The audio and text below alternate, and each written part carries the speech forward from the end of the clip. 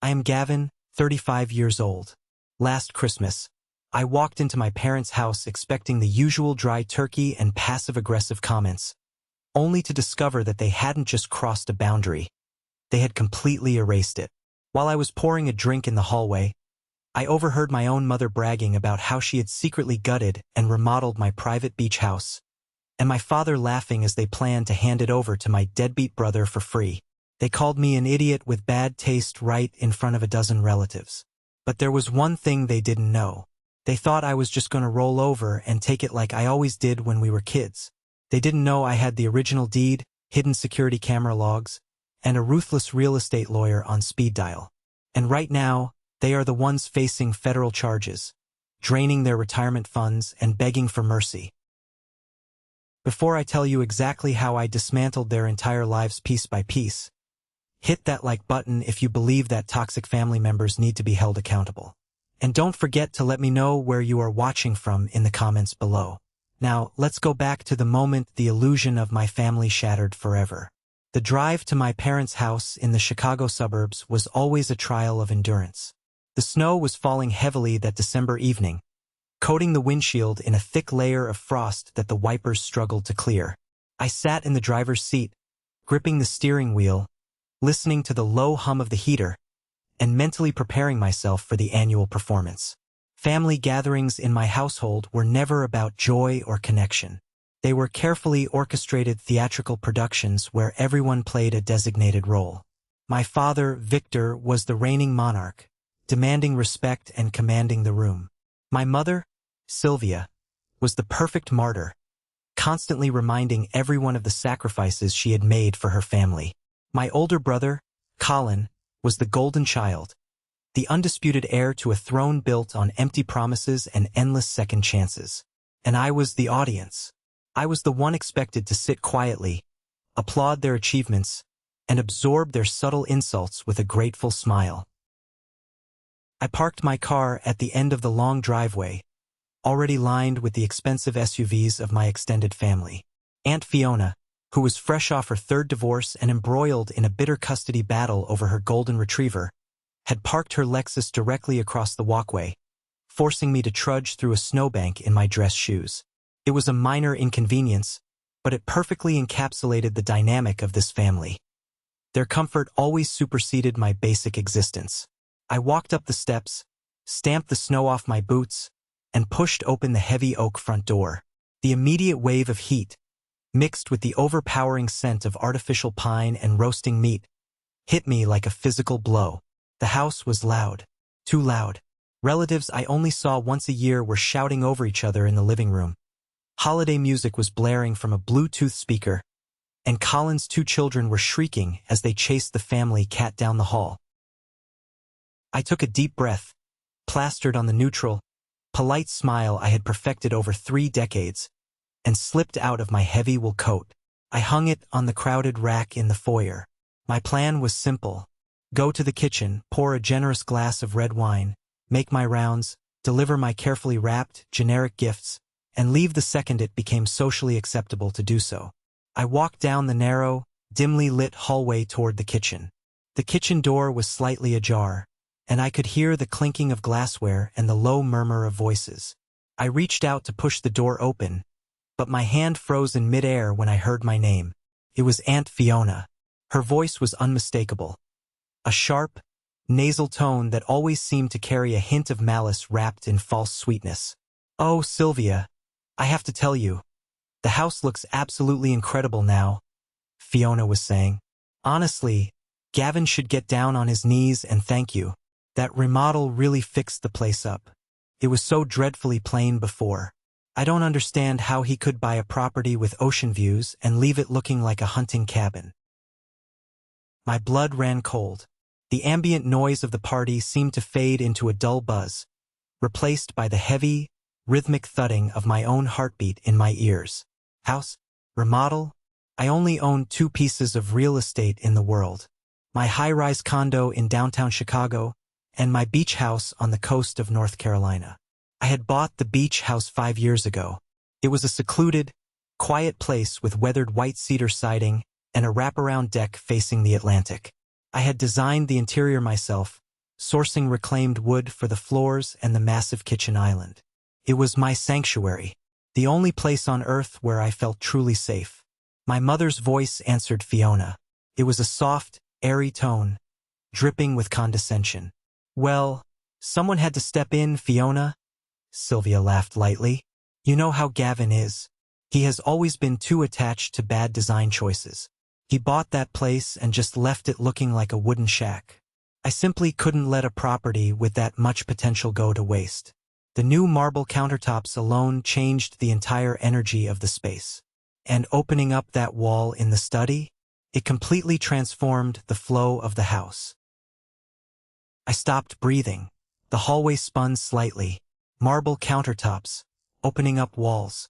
They had been inside my house, my private, legally owned sanctuary. They hadn't just visited. They had gutted it. They had brought in contractors, torn down walls, and erased my presence from the only place I called home. I stood in the shadows of the hallway, my hands balled into tight fists at my sides. Every instinct in my body screamed at me to kick the door open, to flip the table, to demand answers. But decades of emotional survival had taught me a different strategy. Reacting with anger would only feed them. It would give my mother the opportunity to cry and play the victim. It would give my father the chance to call me unstable. I forced my hands to relax. I smoothed the front of my shirt. I took a slow, measured breath, pushing the rage down into a dark, cold box in the back of my mind. I locked it. I would open it later. Right now, I needed intelligence. I needed to know exactly what they were planning. I pushed the door open and walked into the kitchen with a bright, easy smile. The conversation died instantly. Aunt Fiona's eyes widened, and she suddenly became intensely focused on rearranging a platter of deviled eggs. My mother froze, her hand hovering over a wine bottle. For a fraction of a second, I saw pure, unadulterated panic flash across her perfectly made-up face. Then the mask slammed back into place. "Gavin, sweetheart, you made it," she chirped, rushing forward to press a dry kiss against my cheek. "I did," I said, my voice perfectly level. Traffic was a nightmare, but I wouldn't miss it. "Merry Christmas, Mom." "Fiona." I walked past them, picked up a clean glass, and poured myself a generous measure of Cabernet. My hands did not shake. My breathing did not hitch. I played the role of the oblivious, dutiful son flawlessly. I carried my drink into the living room. The air in there was thick with the smell of wood smoke and expensive cologne. My father, Victor, was holding court in his leather armchair by the fireplace, a glass of bourbon in his hand. He was surrounded by my uncles, holding forth on his favorite topic, his own brilliance in financial matters. Colin was sprawled on the oversized sectional sofa, wearing a designer sweater that I knew for a fact he couldn't afford, aggressively tapping on his smartphone. His children were currently using a valuable antique side table as a launchpad for their toy cars. No one stopped them. I stood near the edge of the room, sipping my wine, watching them. I watched my father. I listened. It's all about leveraging family assets. Victor was booming, gesturing grandly with his bourbon glass. "You can't let capital sit idle." I was just telling Colin here the real estate market is volatile, but if you have a solid family property, you use it. Colin's been having a rough time with his landlord. You know how these predatory leasing companies are. But we've got it sorted. We're providing him with some stable, long-term housing this spring. A beautiful coastal property. Plenty of room for the kids. It's an investment in our legacy. Uncle Dave nodded sagely. "That's wonderful, Victor. Taking care of your own." "Always," Victor declared. "Family is everything." I took another sip of wine. The liquid tasted like ash. They weren't just bragging about remodeling my house. They were planning to give it away. They were going to move Colin, a 32-year-old man who hadn't held a steady job in 5 years, into my sanctuary. They were going to let his children destroy the floors I had paid for with years of my own blood, sweat, and tears. I stayed at the party for exactly 1 hour. I engaged in meaningless small talk about my salary, smiled when they asked about a potential promotion, and deflected questions about why I was still single. I played my part perfectly. At 8 o'clock, I checked my phone, feigned a look of concern, and announced that a server at my firm had crashed, and I had an emergency work meeting. My mother pouted. My father rolled his eyes and muttered something about millennials having no respect for family time. I put my coat on, walked out the front door, and stepped into the freezing Chicago night. I did not sleep. I drove back to my city condo, the silence of the car broken only by the sound of the heater. I walked into my living room, sat in the dark, and opened my laptop. The anger I felt was no longer hot and explosive. It was absolute zero. It was the kind of focused, methodical fury that builds empires and destroys lives. The next morning, at exactly 7 o'clock, my phone began to vibrate on the nightstand. Then it rang, over and over again. By the time I finally reached over and picked it up, I had 99 missed calls and dozens of voicemails. I clicked on the most recent one. "Gavin, pick up the phone right now." It was Victor. His voice was frantic, stripped of all its usual arrogant polish. "Hey, the police are here. You need to call the HOA immediately and tell them there's been a mistake. They are threatening to arrest me. Pick up your damn phone." I listened to the voicemail in the quiet of my bedroom. I did not call him back. I deleted the message, stood up, and went to the kitchen to brew a pot of coffee. To understand the sheer magnitude of the trap I had laid for them, and why the police were standing on my father's porch the day after Christmas, you have to understand the history of this family. You have to understand what it took for me to build my life, and how relentlessly they tried to tear it down. Growing up in the shadow of a golden child is a very specific type of psychological torture. It is a slow, methodical erasure of your own worth. In our house, there was one fundamental, unspoken rule that dictated every decision, every financial move, and every emotional reaction. Colin was the priority, and I was the backup plan. Colin was 3 years older than me. He was louder, more athletic, and possessed a natural, effortless charm that allowed him to manipulate my parents with terrifying ease. I was the quiet kid. I liked computers, I liked reading, and I liked staying out of the line of fire. To my mother, Sylvia, Colin was a prince who deserved the world on a silver platter. She constantly made excuses for his poor grades, his reckless behavior, and his blatant disrespect. To my father, Victor, Colin was the ultimate extension of his own massive ego. Victor viewed his children not as independent human beings, but as investments. And Colin was his blue-chip stock. The disparity in how we were treated wasn't just emotional. It was deeply financial. I realized this early on, but the true depth of their betrayal didn't become clear until I was 18. I had spent my entire high school career working relentlessly. I pulled double shifts at a local diner on weekends. I saved every birthday check, every holiday gift, every spare dollar I earned from mowing lawns and fixing neighbors' computers. I had a savings account specifically designated as my college fund. I was proud of it. I had nearly $20,000 saved, enough to cover my first 2 years at a solid state university. Then came the spring of my senior year. Colin, who was currently in his junior year at an expensive out-of-state private college, called home in a panic. He had blown through his tuition money, maxed out his credit cards on parties and trips, and was about to be expelled for non-payment. My parents sat me down at the kitchen table one rainy Tuesday evening. The atmosphere was heavy, suffocating. "Gavin, we need to talk about family responsibilities," Victor started, refusing to meet my eyes. "Your brother is in a little bit of a tight spot," Sylvia added, placing a warm, perfectly manicured hand over mine. The touch felt like ice. "He needs his tuition paid by Friday, or he loses all his credits for the year. We can't let that happen. It's an investment in the family's future." I knew exactly where this was going. I felt the panic rising in my chest. "I don't have that kind of money. I only have my college fund." "Exactly," Victor said smoothly, leaning back in his chair. "You're a smart kid, Gavin. You have excellent grades. You can get scholarships. You can take out federal loans. Colin needs this cash right now. We are going to transfer the balance of your savings account to cover his tuition. When he graduates and gets a high-paying job, he will pay you back with interest. They didn't ask. They informed me. Because my name was on the account with my mother as a joint custodian from when I was a minor, she had the legal right to move the money. And she did. The next morning, I logged into my banking portal and saw a balance of exactly $0. I didn't argue. I didn't scream. I just went to my room, locked the door, and stared at the ceiling. I realized then that my labor meant nothing.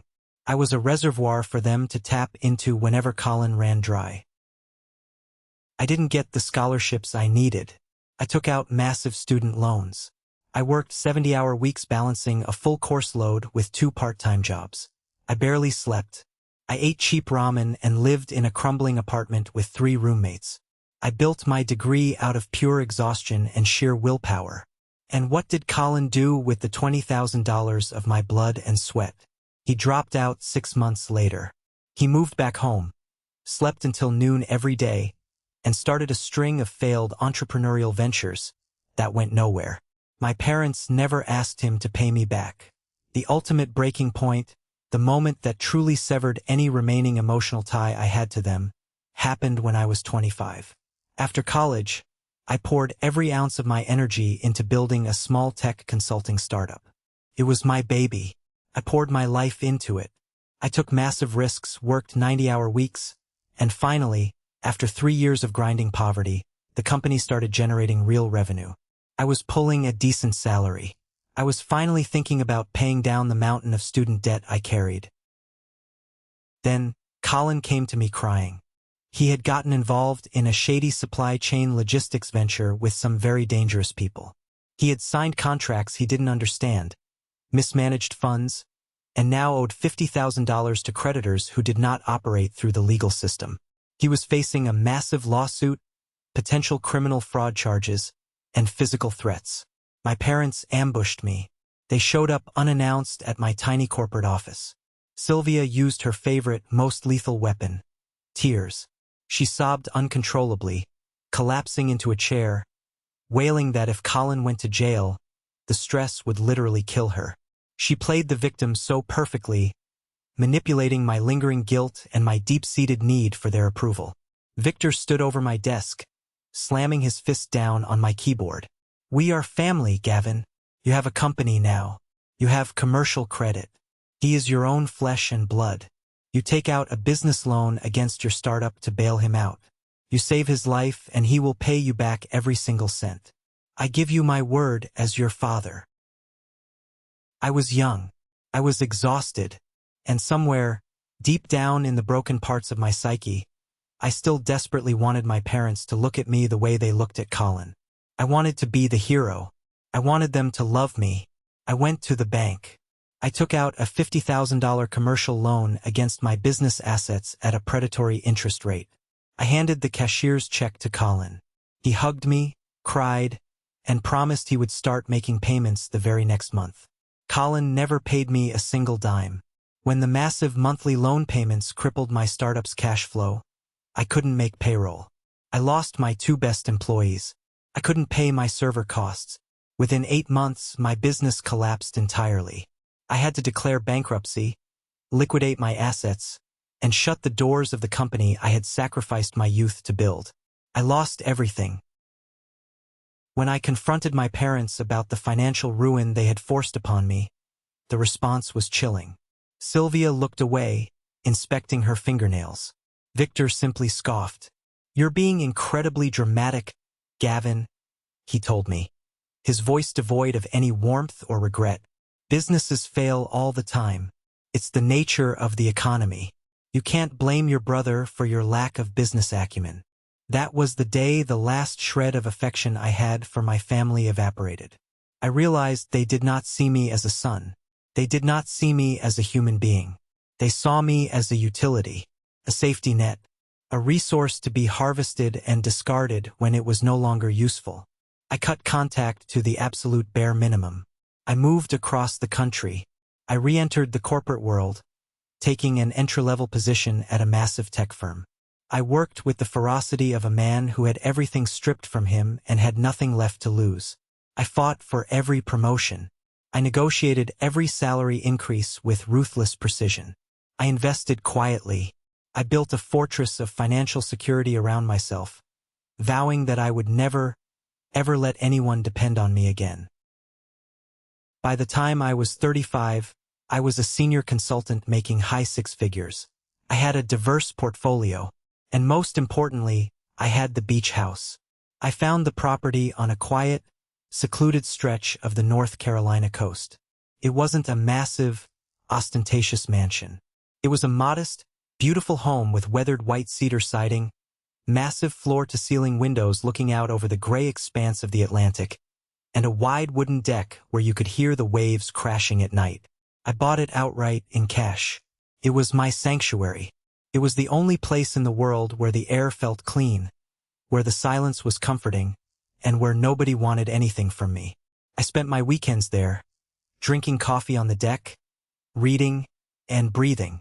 I furnished it slowly, purposefully, choosing every piece of reclaimed wood and every comfortable chair with care. I made one fatal mistake. I underestimated the insidious reach of my family's sense of entitlement. 2 years ago, during a rare Thanksgiving dinner I was guilt-tripped into attending by an aunt. My cousin Monica cornered me in the kitchen. Monica always played the sweet, innocent, empathetic relative, but she was a direct, loyal pipeline to my mother. She kept asking probing questions about my life, my salary, my weekends. Exhausted and wanting her to leave me alone, I let it slip that I had bought a small place on the coast to get away from the city. I didn't tell her the address. I didn't tell her the value. But a few months later, I received a text message from Sylvia. Monica found your lovely little beach house on public property tax records. It looks so quaint. We are so proud of you, sweetheart. We'd love to come down and see it sometime. I ignored the text. I never replied. I never gave them a key. I never invited them down.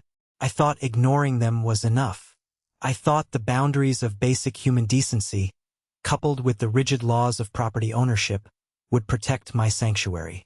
I didn't realize that in my father's mind, a property owned by his son was just an unexploited family asset waiting to be claimed. The realization that they had somehow bypassed my security, entered my home without my knowledge, and physically altered the walls that protected me was a violation so profound it made me physically sick to my stomach. But the anger that followed that realization was not loud. It was cold. It was pure. And it was going to destroy them. Let's go back to the night of the Christmas party. The moment I walked out of that sweltering, loud house, I didn't just drive home to sulk in my city apartment. I was operating on pure adrenaline and cold logic. I walked to my car, started the engine, and pulled down the street, parking under a flickering streetlight about 3 blocks away from my parents' house. I sat in the idling car, watching the snow fall against the windshield, the wipers scraping rhythmically. My mind was racing through 1,000 scenarios. How did they get inside? The beach house was located in a strict, gated community managed by a ruthless homeowners association. You couldn't just walk in and start a major renovation without permits, gate passes, and explicit written authorization from the deed holder.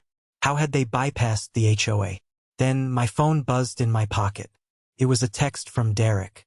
Derek was a guy I had known for about 4 years. We went to the same high-end gym in the city, played a few rounds of golf every summer, and occasionally grabbed drinks. He was a luxury real estate broker. When I was initially looking to buy the beach house, I had used him to bounce some ideas off, though I ultimately used a local agent in North Carolina to close the deal because Derek's commission fees were astronomical. I opened the text. The words on the screen made the blood drain entirely from my face. Hey man, Merry Christmas. Just scrolling through some listings and saw your North Carolina place pop up on a luxury rental platform under a superhost profile. Looks like your dad is managing it for you? The renovations look absolutely sick. The marble really elevates the space. Let me know if you ever want to sell. The market down there is incredibly hot right now and I can get you top dollar. He included a hyperlink at the bottom of the message. My hands were shaking so violently I could barely tap the screen. I clicked the link. The web page loaded, pulling up a sleek, professional listing on one of the most exclusive short-term rental platforms in the country. The title of the listing read, Luxury Coastal Retreat, Oceanfront Elegance. Managed by Victor. I felt the oxygen leave the car. The walls of reality seemed to warp around me. There it was, my sanctuary, splashed across the screen in high-definition professional photography. I scrolled through the image gallery, my heart pounding against my ribs like a trapped bird. The beautiful, rustic reclaimed wood kitchen island that I had spent months sourcing and building by hand was completely gone. In its place was a massive, sterile, gray marble block that looked like it belonged in a corporate bank lobby. The walls of the living room, which I had painted a warm, comforting cream color to reflect the sunset, were now painted a harsh, modern, blinding white. I clicked to the next photo. My chest physically hurt. They had torn out the custom floor-to-ceiling bookshelves in my study, the quiet room overlooking the ocean where I sat and drank my coffee every morning. The shelves were gone. In their place, they had stuffed a cheap, generic queen-sized bed, a pair of matching nightstands, and a mass-produced painting of a sailboat. The caption read, "Third guest suite, perfect for large families." They hadn't just remodeled my house. They had stripped the soul out of it. They had commercialized my sanctuary to make it appealing to vacationing strangers. I scrolled down to the pricing. $750 a night. Minimum 3-night stay. I scrolled down further to the reviews. There were over 60 reviews. 60. We absolutely loved our stay. Victor was a fantastic host and very communicative. The marble counters in the kitchen are stunning. Highly recommend. Sarah stayed in August. Perfect family getaway. The house is pristine. Victor even left us a bottle of wine. We will be back. Mark stayed in October. I looked at the dates. The reviews dated back nearly a full calendar year. An entire year. For 12 months, while I was working in Chicago, my father had been renting out my private home to strangers. Strangers had slept in my bed. Strangers had cooked in my kitchen. Strangers had walked across my floors. I didn't reply to Derek. I dropped the phone onto the passenger seat.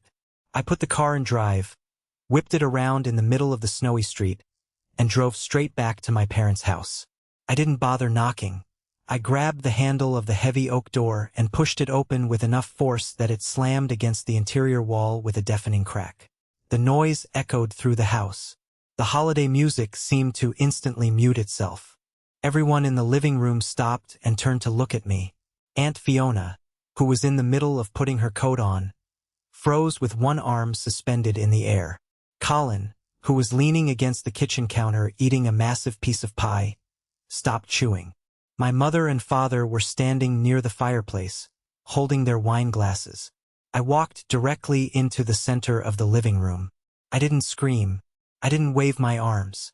I kept my voice incredibly soft, maintaining a chillingly calm demeanor. If they knew me at all, they would have known that my silence was infinitely more dangerous than my shouting. "Mom, Dad, we need to talk about the beach house," I said. My mother's fake smile faltered, dropping for a second before she frantically forced it back into place. "Oh, Gavin, you startled us. Sweetheart, I thought you left for a work emergency? Did your meeting get canceled?" "The emergency is right here," I said. My eyes locked on her face, refusing to blink. "Tell me exactly what you did to my kitchen."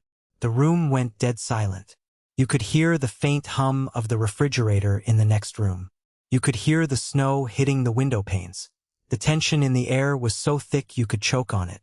My father puffed out his chest, his face flushing red. He stepped forward, attempting to take control of the narrative through sheer physical intimidation, the way he always did. "Now listen here, Gavin," Victor barked, pointing a thick finger at me. "Don't you dare come back in here and make a scene in front of the family. Your mother and I were down there last winter. The place was sitting completely empty. The pipes could have frozen. It was a massive waste of capital. The layout you chose was terrible for resale value. We stepped in and did you a favor. A favor, I repeated, tasting the bitter irony of the word.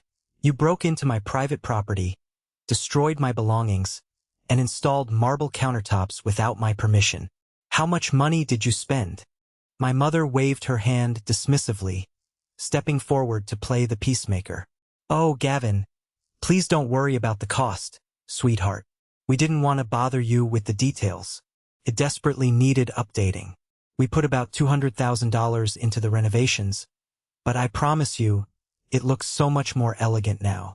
You will love it when you see it. $200,000. The number rang in my ears like a gunshot. And how exactly did you afford $200,000, Mom? I asked, my voice dropping an octave. I know your financial situation. You don't have that kind of liquid cash lying around. You certainly didn't get a loan for a property you don't own. Victor crossed his arms over his chest, looking incredibly smug. The absolute arrogance on his face made my blood boil. Well, that's the beauty of real estate management, son, Victor declared, looking around the room to ensure his brothers were listening to his brilliance. The house paid for itself, since you were being selfish and just letting a prime asset sit there gathering dust. I took the initiative. I listed it on a high-end luxury rental platform. It's been booked solid for a year. I managed the contractors, I handled the guest communications, I organized the cleaning crews. I brought in serious revenue. We reinvested the income to fix your horrible design mistakes and increase the equity of the family portfolio. I stared at the man standing in front of me, the man who had forced me into bankruptcy 10 years ago, the man who had stolen my college fund. You rented out my private home behind my back, I stated flatly. It's smart business, my mother snapped, her friendly, patient facade finally dropping, revealing the vicious entitlement underneath. It earned income. You should be thanking your father on your knees. We raised you, Gavin. Everything you have in this world, your education, your career, your life, is because of us. We are family, and family shares its resources. Besides, Colin needs a stable place to live for the kids. We were going to let him move in next month, so he can get back on his feet and figure out his next move. Colin chimed in from the kitchen, his mouth full of pie, his tone dripping with condescension. Yeah, bro, chill out. It's a family property. You live in a fancy condo in the city. You don't even have a wife or kids. What do you need a whole beach house for anyway? It just makes sense to keep it in the family and let me use it. Don't be so greedy. I looked at Colin. I looked at my mother. I looked at my father. I looked at the faces of my extended family members watching the spectacle. Not a single person stepped forward to defend me. Not a single person looked horrified. They genuinely believed this. They genuinely believed that my hard work, my money, my credit, and my legally owned property belonged to a collective family pot that Victor and Sylvia got to control and distribute to their golden child. They saw me not as an autonomous human being with legal rights, but as a resource to be harvested. Where is the rental money now, Victor? I asked. I refused to call him Dad. His eyes narrowed dangerously at the disrespect. It's in a joint account your mother and I control. For family expenses. Like I said, we reinvested a large portion of it into the property. And we'll be using the rest of the capital to help Colin get settled in and cover his moving expenses. I nodded slowly. I didn't argue. I didn't try to explain how much that house meant to me. I didn't try to express the profound violation I felt. You cannot explain the concept of personal boundaries to parasites. You cannot reason with people who view your existence as a debt you owe them. I looked right into my father's eyes. You had no right. What you did isn't family management. It is unauthorized occupancy. It is financial misappropriation. It is trespassing. And it is theft. You stole from me. Don't you dare use that tone with me in my own house. Victor bellowed, taking a menacing step toward me, his face turning purple with rage. I am your father. I decide what happens with family assets. That house will go to Colin's kids eventually anyway. You are a selfish, ungrateful child. I didn't flinch. I didn't step back. I simply smiled. It was a cold, dead, terrifying smile that made my mother actually gasp and take a step backward. "Watch me," I whispered. I turned around, walked out of the house, and stepped back into the snow. The storm outside was nothing compared to the hurricane I was about to unleash on their lives. The morning after Christmas, while the rest of the country was groaning from overeating, eating cold turkey leftovers, and braving the chaotic return lines at Walmart, I was sitting in a high-rise, glass-walled office in downtown Chicago. Sitting across from me, sipping a black espresso, was Valerie. Valerie wasn't just a lawyer. She was a great white shark in a tailored Chanel suit. She was a senior partner at one of the most ruthless firms in the city, specializing in high-stakes corporate litigation, complex real estate disputes, and asset recovery. She cost a small fortune per hour, and she was worth every single penny. I had worked with her firm on a corporate contract a year prior, and I knew she was exactly the weapon I needed. I slid my laptop across the massive mahogany desk. I showed her the rental listing on the luxury platform. I handed her a physical folder containing the original deed, the property tax records proving I was the sole owner, and my bank statements proving I paid the mortgage and insurance every month. I explained everything that had transpired the night before in my parents' living room. Valerie didn't gasp. She didn't offer empty sympathies. She simply leaned forward, her eyes sharpening like a predator catching a scent on the wind. She began typing rapidly on her sleek laptop. "Gavin, I need you to understand something right now," Valerie said, her voice crisp, authoritative, and entirely devoid of emotion. "This is not a family dispute. This is not a misunderstanding over inheritance or a petty squabble. This is a multi-layered criminal and civil nightmare for your parents. We are looking at federal wire fraud, commercial forgery, trespassing, and grand larceny. But before we strike, we need to understand the mechanics of the operation.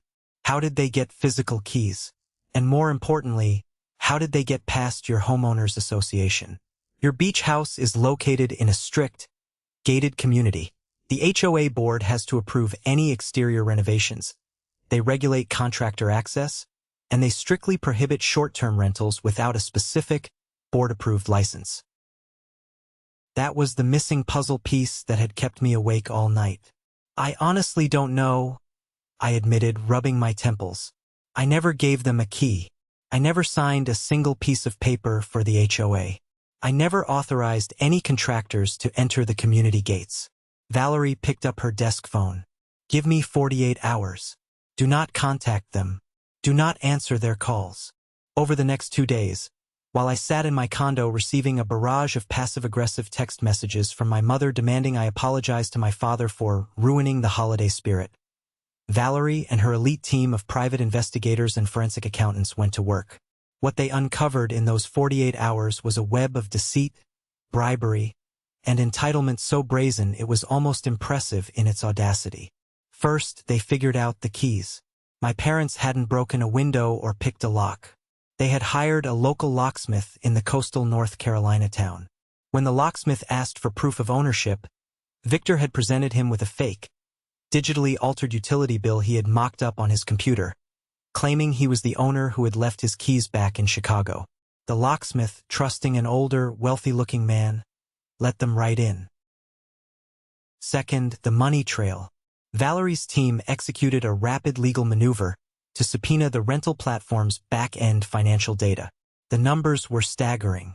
Over the past 12 months, my father had rented the house out for an average of 22 days a month at premium rates. The total gross income, which was deposited directly into a newly created offshore LLC account that my mother and father controlled, was $417,000. They hadn't just paid for the $200,000 renovation using my house's equity. They were pocketing massive, untaxed profits. But the final, most devastating nail in the coffin was the HOA connection. Valerie called me back into her office on the morning of December 29th. She looked triumphant. She laid a thick stack of documents on the table in front of me. "Gavin, meet Wallace," she said, tapping her manicured fingernail on a printed photograph of a balding, red-faced man in a polo shirt. "He is the president of your local homeowners association. According to the community bylaws, he has the sole, unchecked authority to approve expedited contractor permits, issue gate passes, and grant short-term rental licenses. She slid a piece of paper toward me. It was an official HOA approval form for a major interior and exterior renovation project. At the bottom of the page on the signature line was my name. "They forged my signature," I said, staring at the messy, looping ink. It looked absolutely nothing like my actual handwriting. It was a pathetic forgery. "Yes, but it gets significantly better," Valerie said, her lips curving into a dangerous, predatory smile. "Wallace isn't just an incompetent HOA president who failed to verify a signature. We ran a deep background check on his personal finances. Over the past year, Wallace has received monthly, consulting fee deposits from the exact same offshore LLC your father set up to receive the rental income. Your father was actively bribing the HOA president. He was paying Wallace to look the other way, approve forged legal documents, issue gate passes to unauthorized contractors, and ignore the obvious illegal short-term rental activity happening right under his nose." A cold, intense wave of satisfaction washed over me. The trap was fully set. My parents thought they were untouchable. They thought that because I was their son, the laws of the real world would simply bend to accommodate their greed. They had committed wire fraud, forgery, commercial bribery, and tax evasion. "What is the play here, Valerie?" I asked, looking up at her. "We do not warn them," Valerie said, leaning forward, her eyes locked on mine. "We execute a coordinated, devastating legal strike. We freeze the assets. We file the liens. We notify the platforms and the authorities simultaneously. By the time they realize what is happening, the walls will already be closing in, and they will have absolutely no way out." I didn't hesitate. I gave her the green light. On the morning of December 30th, Valerie's office dispatched a flurry of certified, overnight legal letters that would act as the opening salvo of a war they could never win. One letter went directly to the luxury rental platform's legal department, serving them with a massive cease and desist order and a notice of stolen property. This forced an immediate, permanent ban on my father's Superhost account and legally froze all pending payouts in their system. The second letter went to Wallace and the entire HOA board of directors. The document meticulously outlined the concrete evidence of commercial bribery and forgery, demanding Wallace's immediate resignation by end of business day, and threatening a multimillion-dollar gross negligence lawsuit against the entire association for failing in their fiduciary duty to protect my property. The third letter went to Greg, the lead contractor who had installed the marble countertops and torn down my walls. Greg was a victim in this. He had genuinely believed Victor was the legal owner. When Valerie's office officially informed Greg that the contracts were completely fraudulent and the renovations were unauthorized by the deed holder, Greg panicked. To protect his own business, he immediately filed a mechanic's lien against my father for unpaid materials and unauthorized labor. I sat in my apartment, watching the snow continue to fall over the gray Chicago skyline, swirling in the wind. I poured myself a glass of expensive scotch. I felt completely, utterly calm. The storm was no longer approaching. I was standing perfectly still in the dead center of the eye of it, and I was about to unleash hell on the people who thought I was nothing more than dirt beneath their shoes. They had taken my sanctuary. I was about to take their entire world. The days leading up to January 3rd were a masterclass in psychological warfare and calculated silence. While my parents thought they were giving me the silent treatment to teach me a lesson about respect, assuming I was sitting in my condo stewing in guilt over ruining their holiday, I was busy dismantling the very foundation of their financial existence. My lawyer, Valerie, and her team had spent the entire New Year weekend compiling a binder of evidence, so incredibly thick it looked like a vintage telephone book. Every single unauthorized wire transfer, every forged document submitted to the Homeowners Association, every email exchange between my father and the corrupt HOA president Wallace was printed, tabbed, highlighted, and cross-referenced with federal statutes. I finally broke the silence on the morning of January 2nd. I sent a single, brief text message to a group chat containing my mother, my father, and Colin. The message was intentionally ambiguous but framed exactly how they wanted to hear it. It read, "We need to finalize the situation regarding the beach house. Meet me at Valerie Klein's law office downtown at 10 a.m. tomorrow. Bring your government identification. Let us put this behind us." The response from them was immediate and predictably arrogant. My mother, Sylvia, texted back within 30 seconds, her tone dripping with that suffocating, false sweetness she always used when she felt she had one. "We are so incredibly glad you've finally come to your senses, Gavin. We knew you just needed time to cool off. Family is everything. We will see you tomorrow, sweetheart."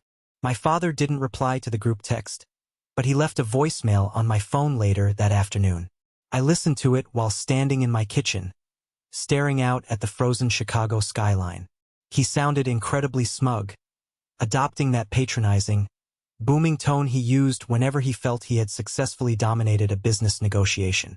He told me that it was about time I respected my elders and recognized the value of the family collective.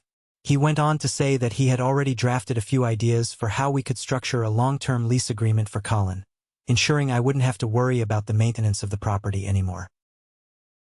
He actually thought I was bringing them to a high-powered corporate lawyer just to legally hand over the keys to my $1 million property. He believed I was going to willingly sign away my sanctuary to the brother who had already bankrupted me a decade ago. The delusion was so absolute, so deeply ingrained in their collective narcissism, that it almost felt tragic to witness. But I felt no pity. I only felt a cold, sharp anticipation for the trap that was about to snap shut. The morning of January 3rd was bitterly cold. The wind whipped violently off Lake Michigan, rattling the thick, soundproof glass windows of Valerie's high-rise conference room on the 42nd floor. The room itself was a masterpiece designed specifically for psychological intimidation. It featured a massive, polished mahogany table that stretched 15 feet across, high-backed black leather chairs that swallowed you whole, and a panoramic, dizzying view of the city skyline that made anyone sitting on the opposite side of the table feel small, exposed, and entirely insignificant. I arrived at 9 o'clock sharp to prepare. Valerie was already there, impeccably dressed in a sharp navy blue suit, her hair pulled back into a severe bun. She was methodically organizing 3 identical, massive black binders on her side of the table. Sitting next to her was a man I hadn't met before. He was built like a retired linebacker, wearing a slightly rumpled gray suit, with sharp, calculating eyes that seemed to miss absolutely nothing. "Gavin," Valerie said, her voice brisk and professional, gesturing to the man. "This is Gordon. He is a private investigator retained by our firm, but more importantly for today's specific purposes, he is a retired federal fraud investigator who spent 20 years working white-collar crime. I brought him in to authenticate the timeline of the wire fraud, verify the forged documents, and to act as a highly credible witness to the proceedings today. If your parents decide to get aggressive, or if Victor attempts any physical intimidation tactics, Gordon will ensure the environment remains entirely controlled." I walked over and shook Gordon's hand. His grip was like a vice. He gave a firm, single nod, understanding the assignment perfectly. We took our designated seats. I sat at the head of the table, Valerie to my right, Gordon to her right. The 3 empty chairs opposite us looked like a firing squad lineup. At exactly 10 o'clock, the receptionist opened the heavy glass doors, and my family walked into the room. They looked like they were arriving at a royal coronation.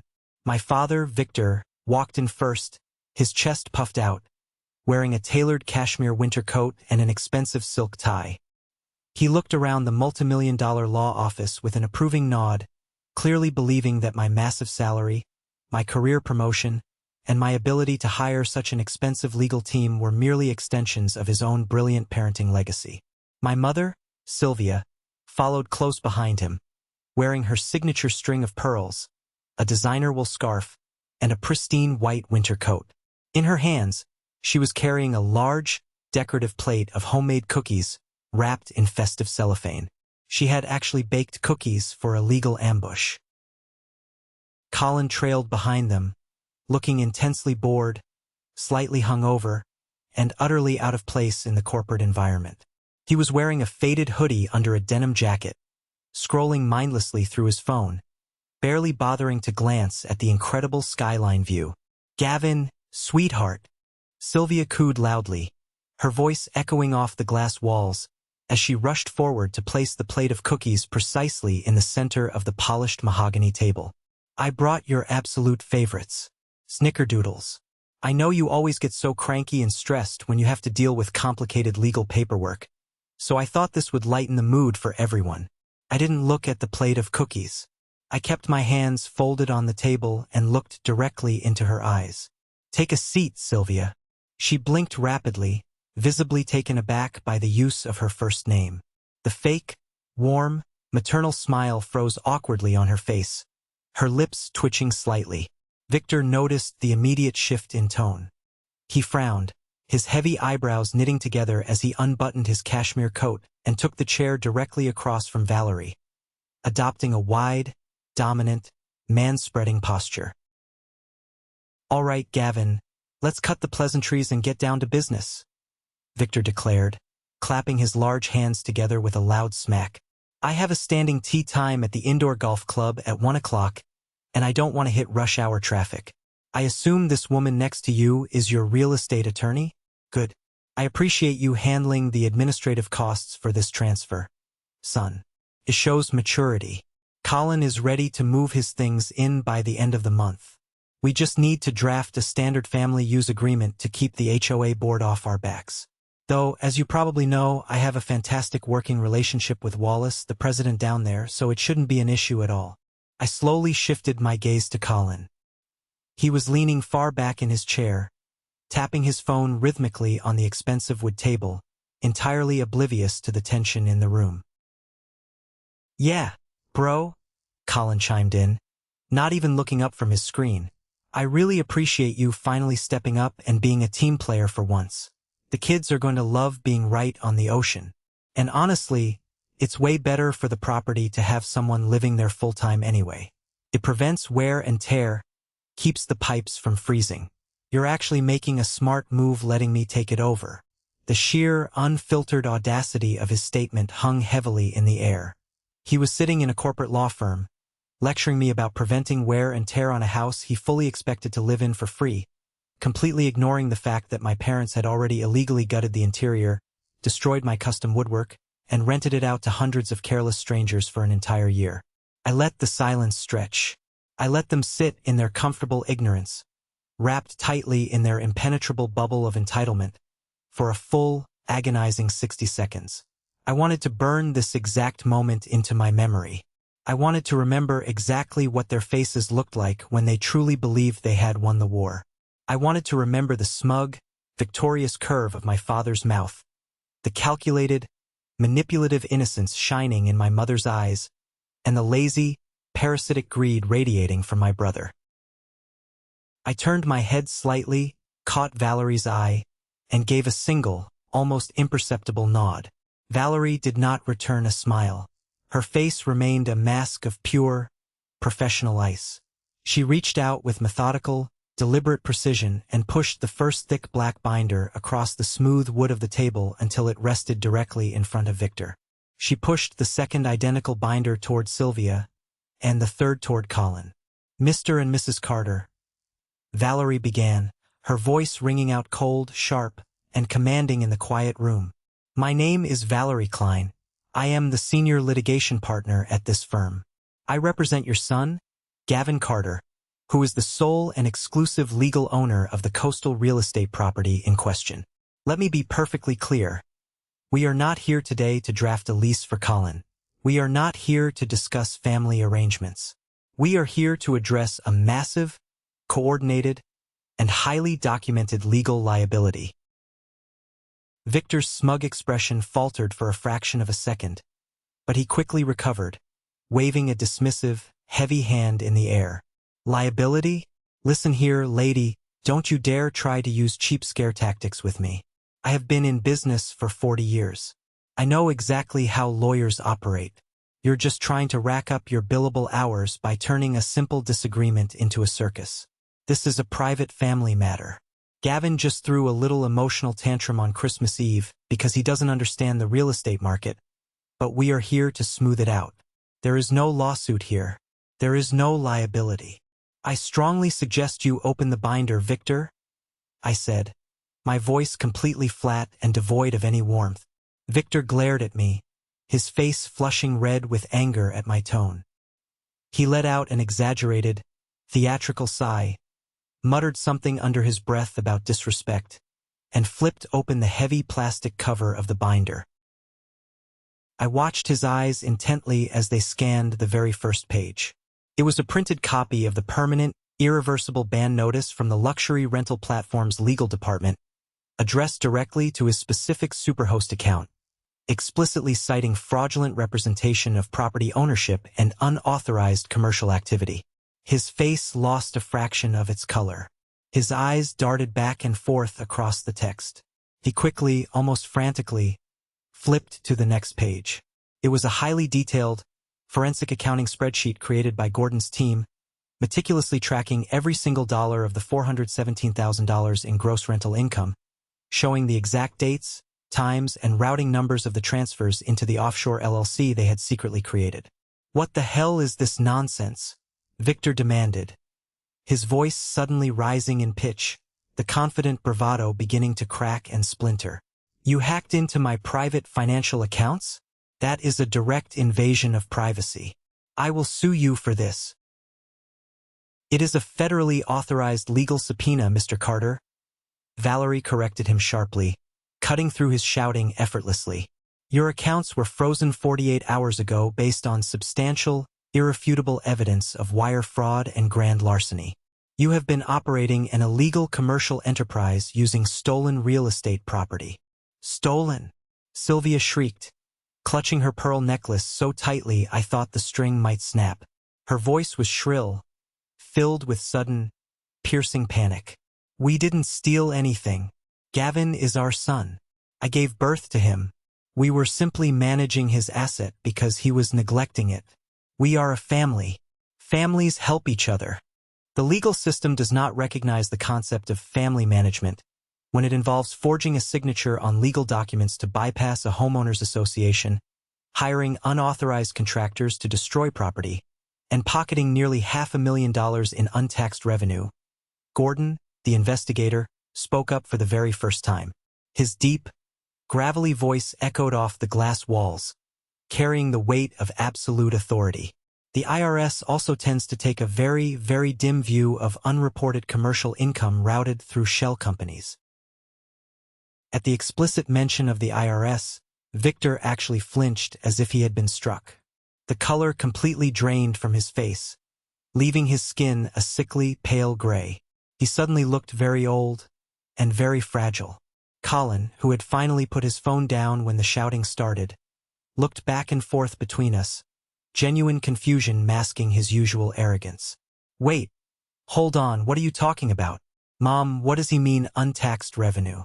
You said the house was just paying for its own renovations. You said you were just holding the place for me to move into because of the custody battle with Sarah. You didn't tell me you were making $500,000. Shut up, Colin," Victor hissed viciously through gritted teeth, his eyes scanning the forensic accounting documents in a frantic, desperate blur. I leaned forward slowly, resting my forearms on the cool mahogany table. I looked at the three people sitting across from me. The three people who had spent my entire life treating me like a disposable resource, a backup plan, a walking ATM. The trap had fully closed. The steel spring had snapped shut, and they were finally, truly, inescapably caught. "You thought I was stupid, Victor?"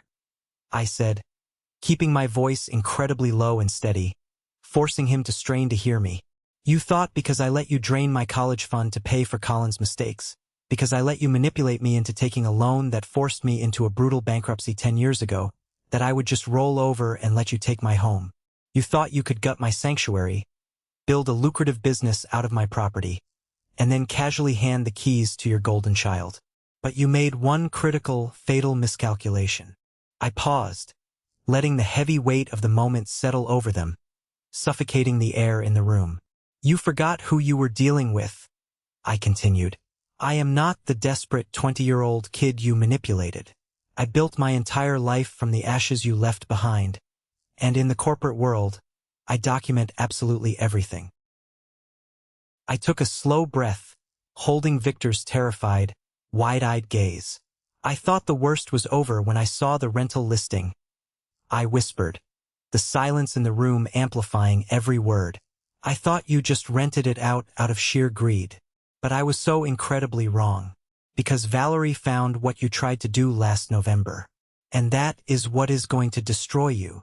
The atmosphere in the conference room shifted violently, transitioning from a tense, hostile negotiation into the suffocating, dreadful silence of a federal courtroom right before a guilty verdict is read. Victor's large hands were visibly shaking, rattling the pages as they rested on top of the open binder. Sylvia was staring at me with wide, unblinking eyes, her breathing shallow and rapid, her chest heaving under her pristine white coat.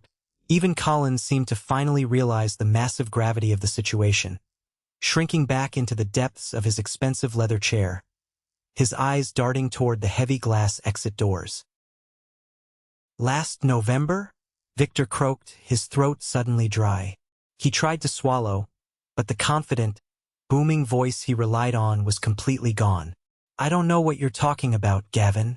We just managed the rentals. That's all. Lying to me right now is a complete waste of time, Victor, I said smoothly, leaning back in my chair. But lying to a retired federal fraud investigator in the presence of senior legal counsel while sitting in a room with recorded surveillance is an actual crime. Valerie, show them the final piece of the puzzle. Valerie did not hesitate.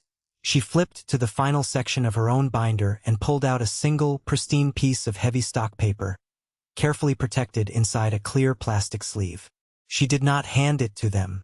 She laid it precisely in the center of the table, right next to the plate of cookies, just out of their physical reach.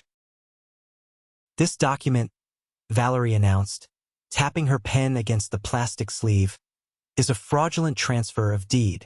Specifically, it is a highly illegal attempt to execute a quitclaim deed, transferring the full, unencumbered legal ownership of the coastal property from Gavin Carter directly to a newly formed family trust. Colin leaned forward, his brow furrowed, squinting at the complicated legal jargon on the paper. A trust? What does that mean? For who? For you, Colin, I said, my voice laced with absolute, unmasked disgust. And for your children. Sylvia let out a strangled, high-pitched gasp, pressing both of her hands tightly over her mouth to muffle a sob. Victor closed his eyes, his heavy head dropping slightly toward his chest as if the invisible weight of his crimes had finally crushed his spine. They tried to structure the forged deed transfer as a fake early inheritance. Valerie explained to the room, her tone surgical and entirely devoid of mercy. Your parents realized that the massive rental income was quickly becoming a massive, unmanageable tax liability, and they knew they couldn't keep hiding the commercial operations from the HOA forever, even with Wallace actively on their payroll. They also knew Colin was already dealing with an expensive custody battle and severe financial instability due to his inability to hold a job. So, Victor and Sylvia decided to completely remove Gavin from the equation before the IRS or the HOA caught on. I stared directly at my mother, watching the tears well up in her eyes. You tried to steal the actual title of my house. You were going to literally take the deed to my property, erase my ownership, and put it in a trust for Colin. We were trying to protect the family legacy. Sylvia suddenly cried out, tears spilling over her eyelashes, ruining her perfect makeup. This time, they weren't her usual strategic, manipulative tears. They were the desperate, panicked, ugly tears of a trapped animal realizing the cage is locked. Colin has nothing, Gavin. Look at him. You have everything. You have the big corporate job, you have the luxury condo, you have the massive salary, you get every promotion. It just isn't fair. You don't even have a wife or a family of your own to pass the property down to. We were just trying to balance things out in the universe. We were trying to make sure Colin's kids had a future and a college fund. By committing felony real estate fraud and grand larceny, Gordon interjected dryly, not looking up from his notepad. Fascinating defense strategy, ma'am. I'm sure a federal judge will find the balancing the universe argument highly compelling. But they couldn't just file the paperwork, Valerie continued, entirely ignoring my mother's hysterical, screaming outburst. A property transfer of that magnitude requires a notarized signature from the legal owner. And since Gavin lives and works here in Chicago, and the property is located in North Carolina, it requires a very specific, stringent legal process to verify identity. Valerie pulled out another document from her folder. It was a sworn, legally binding affidavit. "Meet Clara," Valerie said, pointing a sharp manicured nail to a name printed clearly at the top of the affidavit. Clara is an independent public notary operating out of a small, run-down strip mall about 5 miles from the beach house. Or rather, she was a notary. Clara's official notary license was suspended by the state yesterday afternoon. You see, when Gordon's investigators paid Clara a surprise visit at her office and presented her with the overwhelming, undeniable evidence of the fraudulent rental scheme and the forged signatures, Clara became very, very cooperative. She did not want to go to federal prison for you, Victor. She signed a sworn, recorded statement detailing exactly how you paid her $5,000 in untraceable cash to illegally stamp and notarize the quitclaim deed without Gavin being present in the room. She deliberately certified a forged signature to facilitate the theft of $1 million asset. The silence that followed in the room felt exactly like a funeral. The scope of their betrayal, the sheer depth of their plotting, was so vast and so deeply malicious that it completely transcended mere financial greed. They had actively, consciously, and meticulously engaged in a massive criminal conspiracy to strip me of my most valuable asset and hand it on a silver platter to the brother who had already ruined my early 20s. They had bought off a homeowners association president with bribe money. They had bribed a state-licensed notary public. They had set up an illegal offshore LLC to evade the IRS. They had operated with the calculated, cold-blooded ruthlessness of an organized crime syndicate, all wrapped up in the sickeningly sweet, toxic rhetoric of loving family. Victor slowly opened his eyes. He lifted his head and looked directly at me. And for the very first time in my entire 35 years of existence on this earth, I did not see arrogance looking back at me. I saw absolute, unadulterated, paralyzing terror. "Gavin," Victor whispered, his voice cracking. His hands shaking so violently he had to grip the edge of the table to steady himself. "Please, think about what you are doing here today. If you take this binder to the police, if you file this paperwork, I'll go to federal prison. I am a respected man in this community. I'm on the board of directors at the country club. My friends, my reputation. This will absolutely destroy me. This will kill your mother. You destroyed yourselves the exact moment you forged my name on that paper," I replied, my voice as hard and unyielding as granite. Colin suddenly jumped up from his chair, knocking it backward into the glass wall with a loud crash. He pointed a shaking, aggressive finger directly at my face. "You can't do this. They're your parents. They raised you. You're really going to send your own mom and dad to a concrete jail cell over a stupid beach house? You have plenty of money. Just let it go, man. You're a complete psycho." I slowly stood up, bracing my hands firmly on the table, leaning across the expanse of the mahogany until I was mere inches away from Colin's flushed, panicked face. "I am not sending them to jail, Colin," I said softly, enunciating every single syllable with lethal precision. "Their own criminal actions are sending them to jail. And as for you, you lazy, parasitic failure, you don't get a house. You don't get a free ride. You don't get an inheritance. You get absolutely nothing. Now sit down and shut your mouth before I have Gordon physically throw you through those glass doors." Colin's jaw tightened in rage, but he looked at Gordon's massive frame rising slightly from his chair, swallowed hard, and slowly sank back down, utterly defeated. I turned my attention back to Victor, who was now weeping silently, tears tracking down his wrinkled face. "Here is the reality of your current situation, Victor. The corrupt HOA president, Wallace, resigned yesterday morning in utter disgrace and is currently seeking a plea deal from the state to avoid his own jail time. The contractor, Greg, who you lied to, has placed a massive mechanics lien on your personal primary residence in the suburbs because you defrauded his business out of thousands of dollars. The rental platform has completely frozen the $417,000 you stole, and Valerie has successfully filed an emergency injunction to seize those funds. The notary is actively cooperating with state investigators to save herself. You have absolutely no leverage. You have no defense strategy. You have nothing. My mother was sobbing uncontrollably now, her face buried deeply in her hands, her designer-wool scarf slipping off her shaking shoulders. "Please, Gavin, my baby. Please," she wailed, rocking back and forth. "We are so sorry. We just wanted the family to be together. We made a terrible mistake. We love you. Please don't do this to us." I looked at the woman who gave birth to me, and I felt absolutely nothing. The deep well of empathy and desperate desire for their love that I used to have had been drained entirely dry years ago. "You don't love me, Sylvia," I stated, my voice completely hollow. "You love what you can extract from me.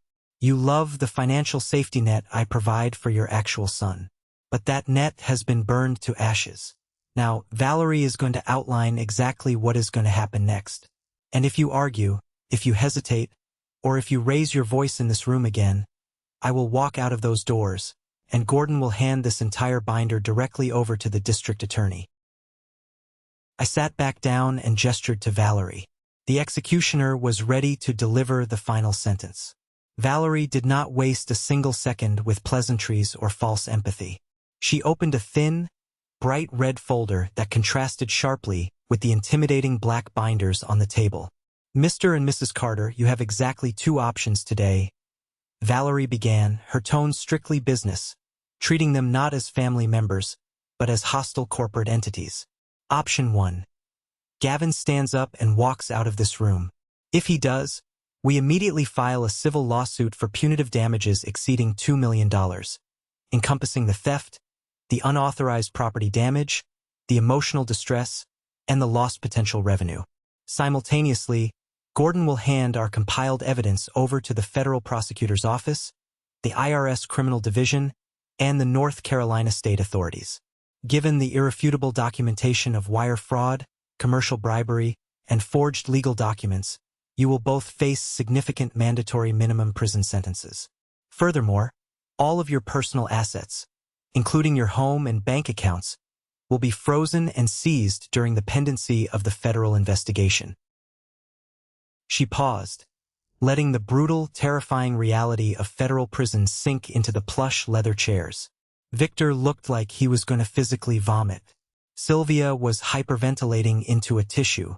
"Option 2, Valerie continued, pulling a thick stack of stapled legal documents from the red folder and sliding them to the center of the table. "You sign this irrevocable settlement agreement right now, in this room, without consulting outside counsel. Under these terms, you will unconditionally surrender all rights, claims, and access to the frozen $417,000 in rental income. You will sign the release authorizing the immediate transfer of those funds to Gavin's personal accounts. Furthermore, you will pay a separate, lump sum of $250,000 to cover my firm's legal fees, Gordon's private investigation costs, and the estimated cost of ripping out your unauthorized renovations to restore the property to its original state." Victor's head snapped up, his eyes bloodshot. $250,000? Are you insane? I don't have that kind of liquid cash available. The rental money is frozen, you just said that. How am I supposed to pay that? You have a fully funded 401k retirement account, Valerie countered flawlessly, having already researched every dime they possessed. You also have substantial, unencumbered equity in your primary residence in the suburbs. You will liquidate whatever you must.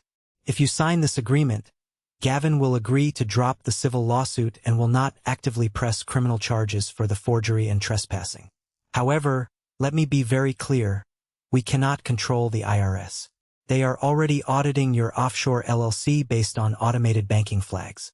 You will be entirely responsible for all back taxes, massive penalties, and compounded interest on the unreported income. The financial ruin is inevitable, but this option keeps you out of a jail cell. The terms were absolutely brutal. They were masterfully designed to strip Victor and Sylvia of the financial security and social status they prized above all else. They had tried to steal my house and my peace. I was taking their retirement and their pride. "And what about Colin?" my mother choked out, turning her tear-streaked face to look at her golden child. "Where is Colin going to live? He already told his landlord he was moving out next week. He doesn't have a salary to afford rent in the city, and the custody judge requires him to have a stable residence." I looked at my brother. He was staring blankly at the table, completely silent, his jaw slack.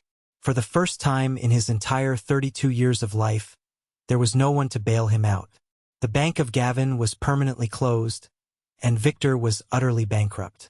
"Colin is a 32-year-old adult," I said coldly. "He can get a job. He can figure it out. Because if either of you ever give him another dime of my money, or if you attempt to hide assets for him, this deal is immediately breached. Furthermore, Section 4 of this agreement dictates a permanent, legally binding order of protection. You will never contact me again. You will not call, text, or email. You will never step foot within a 50-mile radius of the coastal property or my condo in Chicago. If you violate this order, the agreement is nullified, and we go straight to the police with the forgery evidence." The silence in the room stretched for 10 excruciating minutes. Victor slowly put on his reading glasses and read through the settlement agreement, his hands shaking so badly the heavy paper rattled against the mahogany. He looked at Sylvia. The immense pressure and stress tore them apart instantly, bringing them closer to a bitter divorce in that single terrible moment than they had ever been in 30 years of marriage. Victor blamed Sylvia for wanting to renovate. Sylvia blamed Victor for getting caught. They realized they had gambled their entire lives on the arrogant assumption that I would be a weak, compliant victim forever, and they had lost spectacularly. With a trembling hand, Victor picked up the expensive silver pen Valerie provided. He signed his name on the dotted line, effectively signing away his life's savings. Sylvia signed hers next, her tears smudging the ink on the heavy paper. Before they stood up to leave, there was one final, satisfying loose end to tie up. "There's one more thing before you go," I said, stopping them as Victor reached for his cashmere coat. "Derek." Victor frowned, looking confused and exhausted. "Derek? The real estate broker? What about him?" "He's the one who texted me on Christmas and tipped me off. He found your luxury listing online." But what Derek didn't know is that Valerie's team also looked deeply into his recent financial transactions. "Derek knew I owned that house. He knew you were renting it out without my permission because you used him to consult on the pricing strategy for the platform. He violated his fiduciary duty and his state real estate license by actively aiding in the commercial exploitation of a property without the deed holder's consent. All for a 5% kickback you paid him under the table." Victor looked away, closing his eyes, silently confirming it. "Valerie filed a formal, evidence-backed complaint with the state licensing board and the real estate commission this morning," I said, feeling a dark, warm sense of closure bloom in my chest. "Derek will lose his broker's license by the end of the week. His entire career is over. Let that be a final lesson to you. Anyone who helped you try to destroy me goes down with the ship." They walked out of the conference room. They didn't look like the proud, arrogant monarchs who had strutted in an hour prior. They looked broken, aged, and entirely defeated. There was no grand shouting match. There was no movie-style climax where they begged for forgiveness on their knees. They simply shuffled out the heavy glass doors, carrying the crushing weight of their own ruin. I watched the door swing shut behind them, cutting off the sight of my family forever. And for the first time in 35 years, I felt like I could truly take a deep breath. The aftermath over the next few months was swift, clinical, and merciless. The IRS audited Victor's offshore LLC and levied massive fines for tax evasion. To pay those federal fines, to settle the contractor liens, and to pay my $250,000 settlement demand, my parents were forced to completely liquidate their 401k retirement accounts, taking massive, crippling early withdrawal penalties. They had to put their large, beautiful suburban house, the house where I grew up, the house where they hosted that fateful Christmas party, on the market in a panic sale. They ended up downsizing to a small, cramped two-bedroom apartment in a much less desirable zip code. The incredible stress of their financial ruin fractured their social standing. When the rumors of fraud leaked, they were quietly but firmly expelled from their prestigious country club. The extended family, including Aunt Fiona, who had initially mocked my house, entirely distanced themselves once they heard the terrifying truth about the police investigation and the seized funds. Colin, suddenly faced with the harsh reality of having absolutely no financial support and a looming custody battle, was forced to move into a cheap, dingy apartment on the outskirts of the city.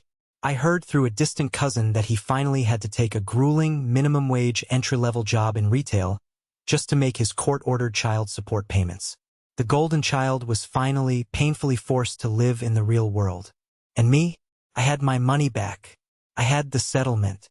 But the beach house was fundamentally, irreversibly changed.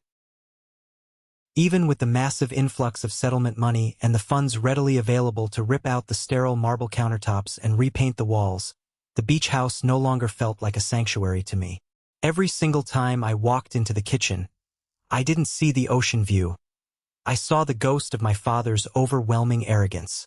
Every time I looked at the study, I remembered the profound violation of hundreds of strangers sleeping in the quiet space where I used to find my peace. The walls felt permanently tainted by their greed. The sacred illusion of safety I had built there had been shattered into a million pieces, and no amount of money could glue it back together. So, 3 months after the settlement agreement was signed and the funds cleared my accounts, I made a difficult but necessary decision. I didn't restore the house. I contacted a reputable broker and put it on the market exactly as they had remodeled it. Ironically, Sylvia was actually right about one small thing. The neutral, mass-appeal luxury renovations sold beautifully. The property hit the market during a massive, unprecedented real estate boom on the coast. Within 2 weeks, a bidding war erupted. I finally found a buyer. His name was Harrison, a wealthy, older real estate developer from New York who was looking for a turnkey vacation property. We closed the deal in cash in under 30 days. The final sale price was an astounding $1.3 million. I took the massive profit from the sale, combined it with the $417,000 in recovered rental income and the $250,000 settlement funds, and I completely disappeared from their radar. I didn't buy another beach house.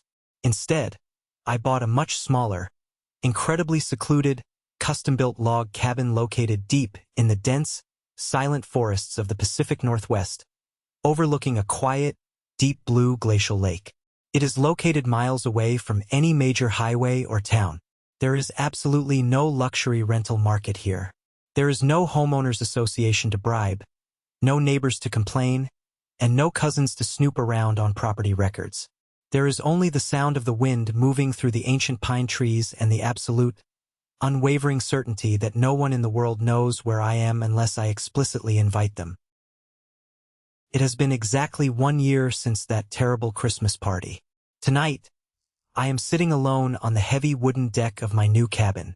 The air is crisp, biting, and cold, smelling strongly of pine needles and the wood smoke curling from my chimney. I have a heavy glass of an expensive, bold red wine in my hand.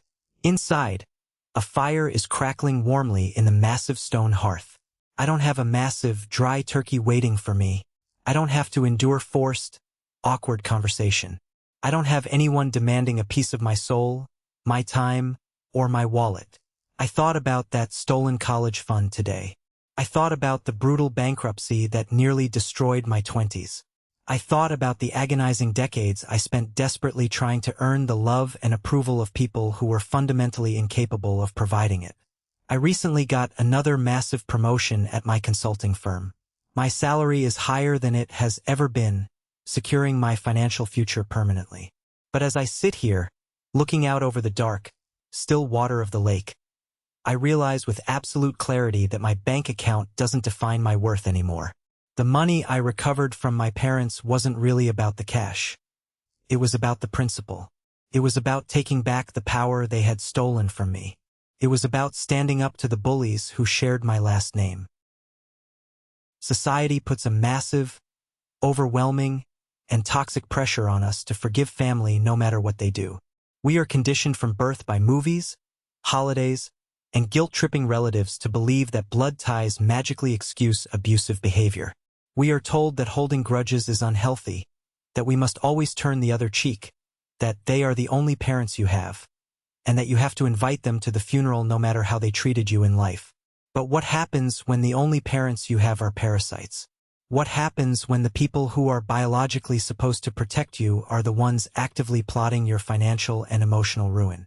I learned the incredibly hard way that establishing boundaries is not an act of cruelty. Boundaries are simply consequences for bad behavior. Walking away from my family, letting them face the brutal reality of their crimes, was not an act of malice.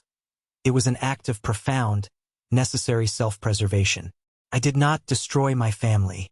A family built on manipulation, toxic entitlement, and fraud eventually destroys itself. I just simply refused to be the collateral damage when their rotten foundation finally collapsed. I took a long sip of the wine. Tasted incredible. Tasted like absolute freedom. I don't feel guilty. I don't feel sad. I don't miss them. For the first time in 35 years, I feel completely, genuinely, and entirely at peace. I am the sole architect of my own life now, and the doors are permanently, heavily locked to those who only wish to tear it down. Thank you for listening to my story. If you've made it this far, I want you to remember one vital thing. Your success, your property, and your peace of mind belong to you and you alone. No one has the right to claim your hard work as their own, no matter what their title is in your family tree. Protect your sanctuary at all costs. Have you ever faced something similar with your own family? Have you ever had to enforce a boundary that others called cruel, but you knew was absolutely necessary for your own survival? Share your story in the comments below, and don't forget to like and subscribe so you don't miss the next journey. Stay strong and protect your peace.